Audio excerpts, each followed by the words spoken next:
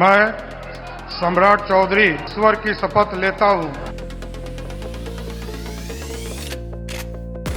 CM Nitish Kumar के शपथ लेने के ठीक एक दिन बाद शुक्रवार को नई बिहार सरकार में विभागों का बंटवारा कर दिया गया।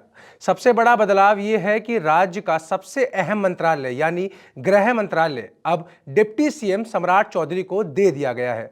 मतलब अब बिहार में कानून व्यवस्था और अंतरिम सुरक्षा की पूरी जिम्मेदारी सम्राट चौधरी संभालेंगे। इसका मतलब नीतीश कुमार अब बस एक चेहरा है। सत्ता का कंट्रोल अब बीजेपी के पास आ गया है। बीजेपी के पास गृह मंत्रालय आने के क्या मायने हैं, आइए एक बार समझ लेते हैं। नमस्कार, मैं हूं आर्यन शुक्ला और आप देख रहे हैं न्यूज़ 24 बिहार झारखंड का डिजिटल प्लेटफॉर्म। सबसे पहले तो सीएम नीतीश कुमार की शक्ति टूटती हुई दिखाई दे रही है, क्योंकि सीएम नीतीश कुमार को पुलिस के बल पर ही सुशासन बाबू बोला जाता था। वो अपनी पुलिस के जरिए ही अपराधियों पर नकेल लगाने के लिए जाने जाते थे। आपको बता दें कि 2005 से 2025 तक ये विभाग नीतीश कुमार के पास था, लेकिन अब से इस पर पूरी तरह से बीजेपी का कंट्रोल हो गया है।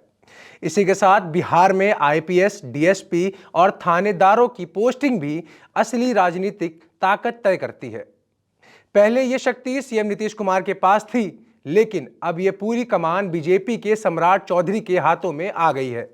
बड़े ऑपरेशन, सीआईडी, आर्थिक अपराध से जुड़ी जांच और अपराधी राजनेताओं की फाइलों पर अब फैसला सीएम नीतीश नहीं बल्कि सम्राट चौधरी करेंगे। इसके बाद बात करें कानून व्यवस्था की, तो पूरे विपक्ष अब इस मुद्दे पर सीएम नीतीश को नहीं घेरेगा बल्कि सम्राट चौधरी पर निशाना साधेगा। बीजेपी अब अपनी परफॉर्मेंस से सत्ता के केंद्र में दिखाई देगी। साफ तौर पर इसका मतलब यह है कि सीएम नीतीश कुमार के पास अब सिर्फ प्रशासनिक चेहरा रह जाएगा।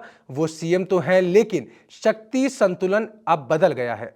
अब कुछ सवाल भी खड़े हो रहे हैं, जैसे क्या बीजेपी बिहार में अपना भविष्य का चेहरा तैयार करना चाहती है?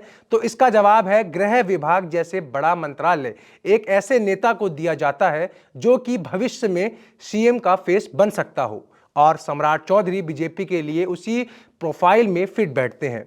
पहले बिहार की राजनीति लंबे समय तक नीतीश कुमार वर्सेस लालू यादव पर टिकी थी, लेकिन अब ऐसा माना जा रहा है कि बीजेपी इसे धीरे धीरे तेजस्वी बनाम सम्राट चौधरी के मुकाबले में लाएगी, क्योंकि दोनों ही युवा हैं और दोनों के पास ओबीसी आधार है।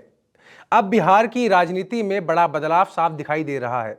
नीतीश कुमार भले ही सीएम हों, लेकिन ताकत और फैसले अब बीजेपी के सम्राट चौधरी के हाथों में दिखाई दे रही है।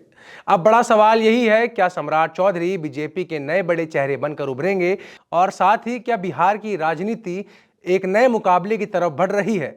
इसका जवाब आने वाला समय ही तय करेगा। बाकी इस खबर पर आपकी क्या राय है, हमें कमेंट सेक्शन में जरूर बताएं।